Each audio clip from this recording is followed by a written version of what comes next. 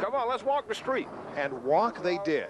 For the first time in recent memory, auto workers went on strike against two different companies on the same day.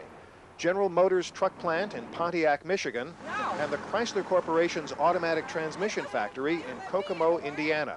At both places, the main issue is job security. We had jobs here before they closed the plant and stuff. Why should people here have to move? In December, GM idled 1,500 employees when it closed an assembly plant across town. The union agreement requires auto manufacturers to continue full pay of furloughed workers until they're rehired or retired. The company wants to be able to relocate these dormant workers wherever they're needed.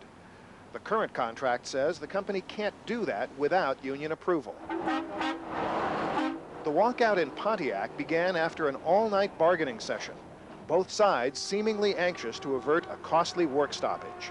Well, I was kind of hoping and I was thinking that this is going to be resolved before this. I'm surprised we're out. I really am.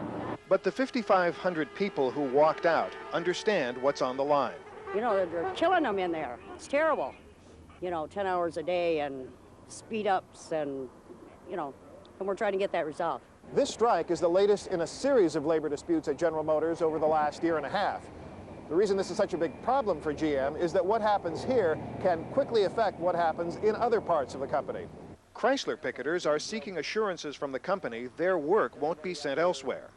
But if the Kokomo strike continues, it would virtually shut down Chrysler's worldwide assembly operations. No matter how this dispute is resolved, industry analysts say car buyers are not likely to be immediately affected. It might mean that you may have to wait a little longer for a vehicle. But the consumer is king right now, and queen. Consumers will not pay anymore. And if that particular vehicle is not available, you'll find a lot of consumers going someplace else. Sorge says to some extent, both sides in these local disputes are posturing in preparation for the 1996 national contract talks. Terry Phillips, CBS News, Detroit.